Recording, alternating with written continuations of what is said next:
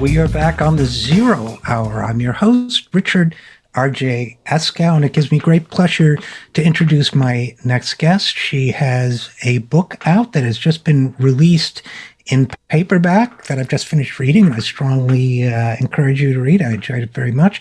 Representative Ilhan Omar is, of course, a member of Congress. You know her work. You know her leadership and her position as Congresswoman from the Minneapolis area. So without any further ado, first of all, Representative Omar, thank you so much for coming on the program. Thank you so much, Richard, for having me. It's great to be here with you.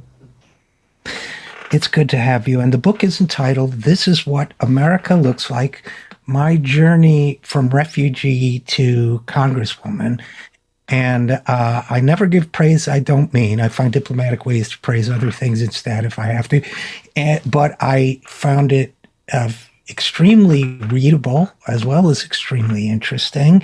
And believe me, I've read a lot of political autobiographies. So it is definitely extremely engaging. And I have to say, I learned a couple things about you that surprised me. But so on this occasion, is there anything before I have a couple questions for you, but is there anything you'd like listeners or viewers to know about the book before we get started?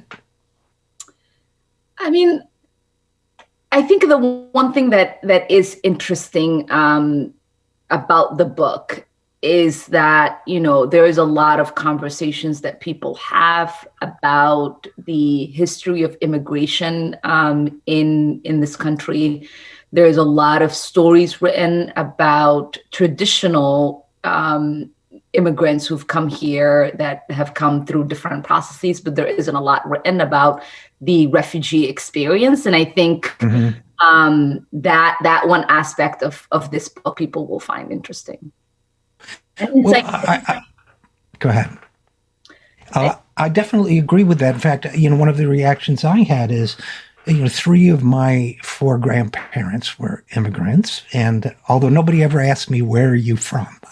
Interestingly enough, but 2 of them were refugees, and I thought about them a lot while reading your book. I felt as if somehow it gave me a sense of what maybe, even though they came from a different part of the world, they also fled violence, and it gave me a sense of what they might have experienced. And I don't know, a lot of people know, I think, that you're an immigrant, but they may not know that you fled what became a war zone, your home in Somalia, that you lived in a refugee camp for a year and a half, 2 years, and went through a lot of experiences that I think would be described by most people as traumatic and challenging. And after that was a kid in American schools with English as a second language and looking different and being Muslim and so on.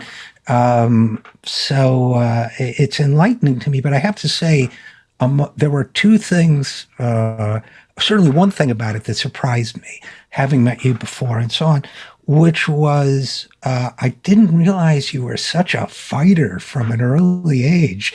I mean, you were a scrapper, as my grandparents would say. And I hope nothing I say in the course of this interview makes you angry, because I think that's a side of your personality I would not have expected to see. Yeah. I think for a lot of people who get to meet, who have had the opportunity to meet me, know that those days are way in my past. I think my life experiences have made me a more compassionate person, and someone who, instead of getting aggravated with people, actually pities them more so these days. When I was younger, I was very small in stature, and I think a lot of people underestimate people who are smaller than them.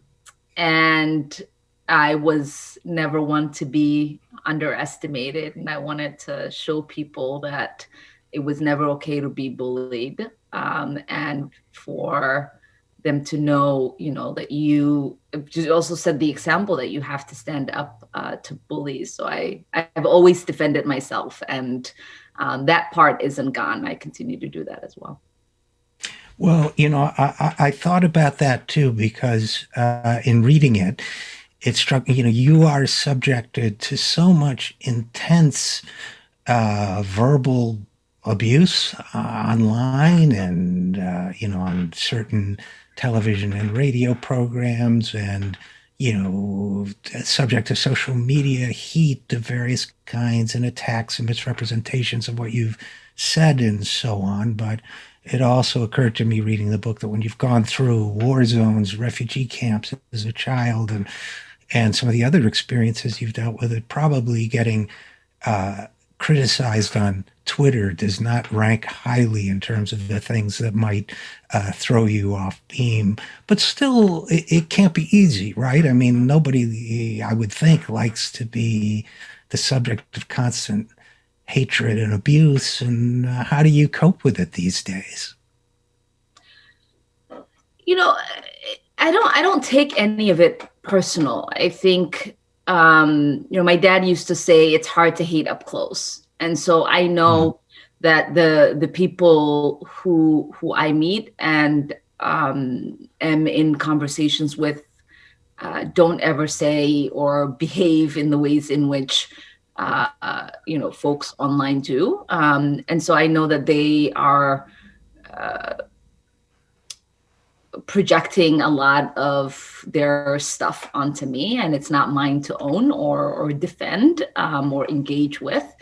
I think, I exist in a space where a lot of people still believe that, it is my parents that immigrated to this country. Many of my colleagues will say to me, it must be really amazing, for your dad to come to the United States and now to see, his daughter get the opportunity to be a member of Congress. And I'm like, no, I'm the actual immigrant.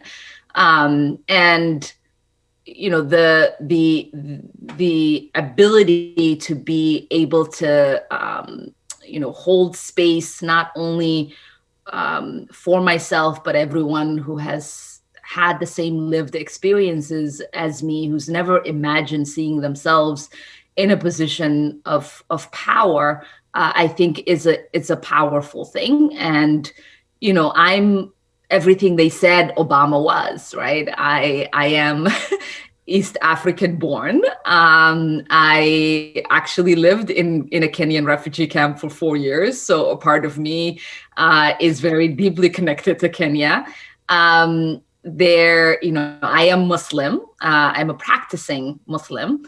And, the people who spread all of those hateful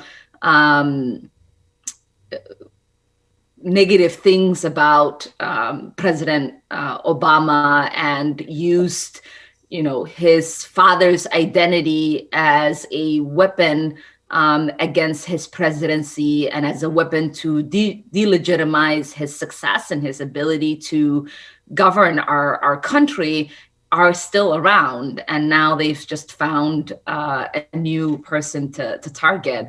And so I don't believe that they personally have something against me. They hate everything that I represent and I stand for, which is, when given the opportunity, people like myself excel. When given the opportunity, people like myself can fight for their own liberation. When given the opportunity, Muslims, immigrants, refugees, no matter what background or lived experiences you have, you can still be part and parcel of the American society.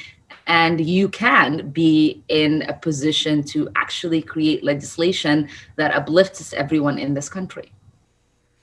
And, in that sense, it's interesting to me that in a way, even though Bernie Sanders wasn't an immigrant, he was part of an immigrant culture growing up. And I think one thing that you and Bernie, and I worked for Bernie for a fairly long time, that one thing that you and Bernie have in common is that I think neither of you, growing up as children, for example, envisioned ever being where you are today. That there was this cultural thing in the States. Well, any boy can grow up to be president, number one. And number two, that was assuming you were not from an outsider culture.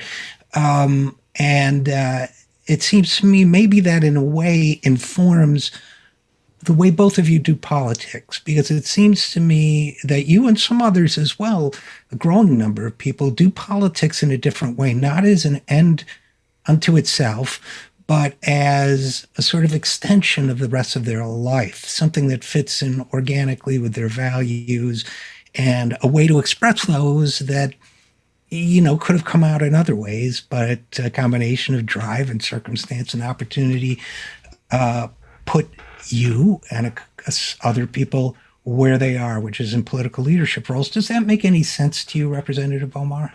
Yeah, I mean, and it's something that is often not talked about. I think those who grow up being othered or excluded tend to practice politics that is inclusive, politics that is transcending, politics that really wants to make sure no one is feeling or suffering from the things that they have felt or suffered from. Whereas people who who grow up in a privileged class, in the in class or an in group, they tend to want to exclude and sort of hoard everything on for only their own class and their own society. And so, we're seeing that being displayed in the kind of policies that people like Bernie and myself put forth. Everything that we advocate for is in a universal format. It's trying to make sure no one is actually being left behind. We understand that the kind of deficits that we have in this country, whether it is child poverty or hunger, whether it is the crisis in our healthcare system, whether it is, our crippling education system that hasn't been adequate for a really long time, whether it is the crippling student debt that people are saddled with, or even our endless wars, that those deficits exist in our society because of policy decisions. And it is going to take policy decisions to create a society that is different and looks different and feels different. And there's another dimension to that, Ilhan Omar, that I wanted to, that I was thinking about reading your biography again, and two in the book is called This Is What America Looks Like. And that's the idea that somehow there's a rising model, and I've talked about this with Pramila Jayapal as well.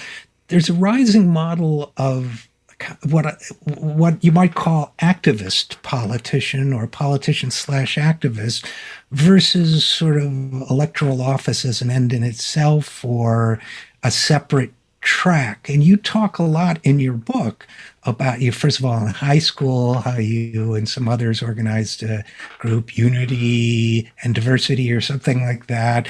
And then, of course, your work in the Minneapolis community where you lived. And it struck me that you also said something very interesting in the book, I thought, which is you said in organizing, you don't try to change people's minds. It was a little bit, a Saul Alinsky-ish maybe, but you don't try to change people's minds so much as you try to find out what their values are, core values, and speak to those in the cause you're trying to advance. And it seems to me that's a different model from either the celebrity politician who wants to win on personality or the one who kind of panders to what certain, let's say, wealthier or other segments of the population might want, that it's really it's a different take on politics. It's less self-directed, more other directed. And does that make any sense to you at all? Yeah, I mean, we say the person is political and politics is personal, right? And so I believe everybody has agency within our political discourse and political conversations and political decisions. It is hard to be in organizing spaces where people are sort of putting ideas and strategy onto you without asking, right? What you think might be valuable to you in order for you to be part of that organizing mechanism within your community. And so, just like as an example, my oldest daughter was in high school in her freshman year, and she joined a group of young people that were advocating for an end to gun violence. And through that, she was called into spaces to organize around climate change because, as you know, climate change is going to impact her generation a lot more than it will impact mine and yours. And so they are very much engaged and activated in that space. And what she ultimately found is that the invitation she received did not create a space for her to have agency over the conversations that would take place and the ways in which she thought she should be organized around climate change. She's someone who is the daughter of, parents who come from a country that constantly suffers drought and famine.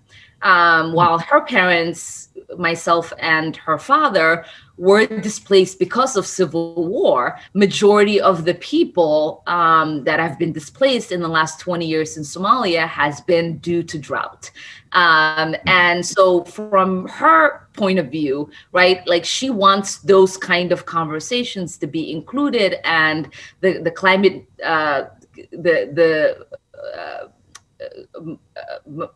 migration that's being created because of the climate crisis. Whereas a lot of the conversations we're having right now, it's about the environment and the conversations around pollution here in the United States, or livability within the communities that she was growing up. And so when we allow people to do that, they're able to be more engaged. They're able to, take more of a leadership role. They're able to innovate. They're able to have ownership over the issue. And I think in a lot of organizing spaces, people aren't given the ability to have ownership over whatever cause it is that is being forth. And that gets me to, I feel compelled to ask you about some of the policy debates going on right now as well, if that's okay. And one of them, of course, is, and first of all, thank you for your bill from March of this year, trying to give people support for back rent and mortgages and so on, mortgage relief and rent relief and cancellation. Of course, everybody now, and you've got to be neck deep in the reconciliation process. I know you're on education and labor, some other committees that really are in the middle of it. And I feel sometimes, I love your thoughts on this, as if I'm watching it with a split view.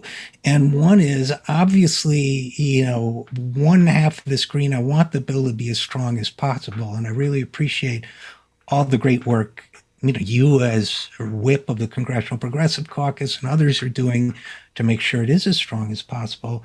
The other, though, is I worry that the moral vision of the left, we're not talking as much about, and it's partially just the conditions we're in, but Medicare for all, ending the tsunami of tragic deaths we've seen and so on, or something like the evictions that are kind of hanging over a lot of people's heads right now, and I guess if it's a tough question, don't be mad, but uh, how do we navigate now that we have some political influence in the White House and so on, both chambers, the vision versus the execution of trying to get the best details possible? In other words, the great big picture versus the mechanics of what we're trying to do in this moment. What are your thoughts on that? Yeah, I mean, it's not a difficult question, and you know, and I feel it too at times. But we are pushed against, you know, what is realistically possible at this moment, and you know, do we want to milk this opportunity for all it's got, or do we want to you know, to stand on our morals and say, unless we get this, nothing else gets done, right? We do have an opportunity right now with the reconciliation budget bill to expand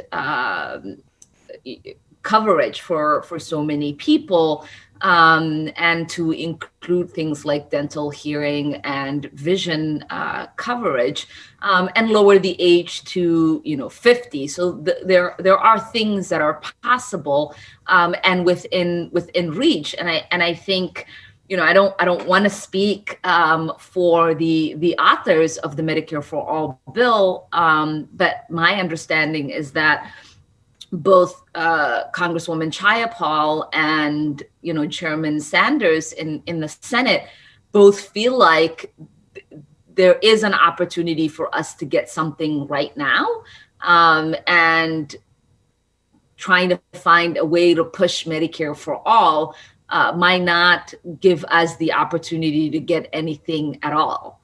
And so, you know, as progressives, we certainly believe in creating progress where we can. Many of us obviously want these transformative changes to take place because our society desperately needs them. And many of us are not believers of incremental change, right? We're all tired of that. But the reality is we have, you know, less than desirable majority in the Senate, less than desirable majority in the House, and none of these chambers have majority Medicare for all supporters. We also have a president who is against Medicare for all.